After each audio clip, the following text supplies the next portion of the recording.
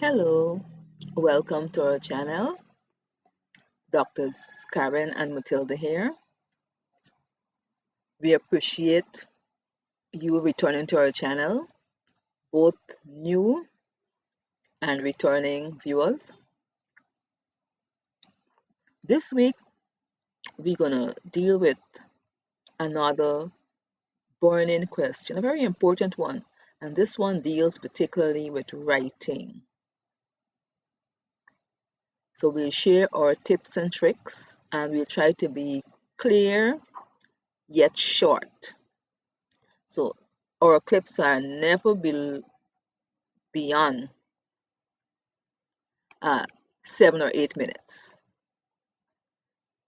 So we're moving on to the question. What is the importance of grammar in academic writing? Very important question. I remember losing marks for all sorts of reasons, and one of the main ones, not checking to see that within the requirements of the essay, they specified that 5 marks go towards correct grammar. Often, students overlook that. I did as a student way back in the day. I no longer do that, of course.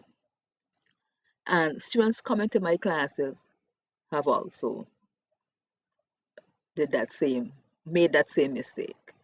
Both Matilda and I taught, so we are very cognizant of this important question and issue. This was not an easy topic to address for many reasons, being that it's very complex. Grammar is a topic all by itself, but we'll do our best to share some tips and tricks. And later on, as you post your questions on grammar, we will address different sections as it applies to postgrad work.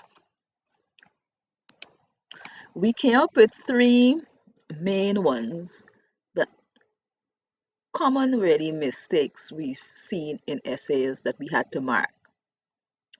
Clarity and credibility, and that really means subject and verb agreement. People make these errors and overlook them. Uh, Plural and singular.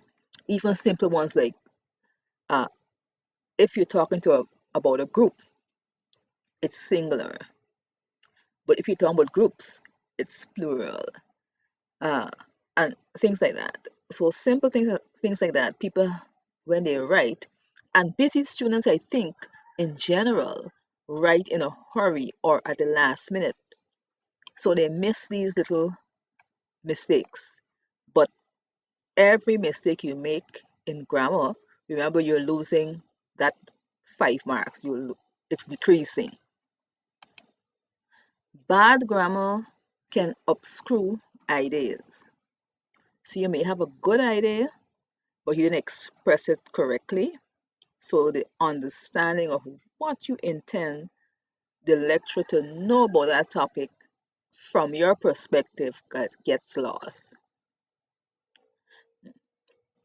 For example, the data suggests scientists are agree versus the data suggests scientists agree. And you could even be more specific.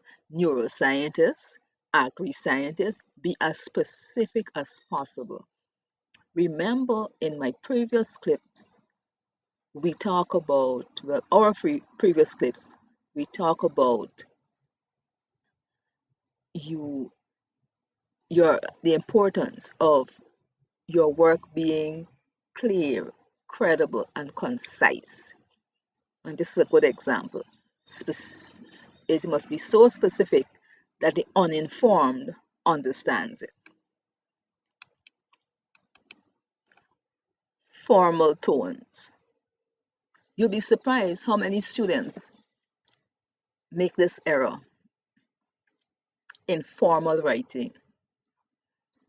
I've seen essays, read essays come to me with chat lingo such as T, TR or UR, letter U, letter R, not the complete word. All that distract from the meaning of your essay or your research piece, and of course, you're losing more of that 5 marks attached to grammar, correct grammar. So the example we have here, the results are kind of significant. The results, the correct one would be the results were moderately significant. Another thing, informal tones, word selection. When you're writing at the university level, and even much more at the postgrad level, tone equals correct sentence structure. Your marker marks what's in front of him or her. They don't look at your background. So you have to put your best forward when you're sending your work to markers. Another thing I want to point out is that you write in the active voice and it's more effective and your point gets across clearly than in the passive voice. The passive voice takes you to the subject at the end, whereas the active voice starts with the subject. So an example is Karen and Matilda are doing clips. These clips are done by Karen and Matilda. So you see the difference? We are at the end, and so you're wondering what they're talking about.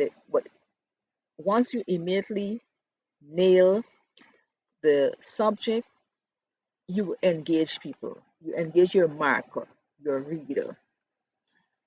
Now, in our next clip, we'll be answering viewers' questions. So remember to include yours in the comment section. Or if you don't, we will also add our experiences and things that bothered us in our journey, in our academic journey. Thanks for watching. Remember to like, comment, share, and subscribe. And from the desk of Doctors Karen and Matilda, bye.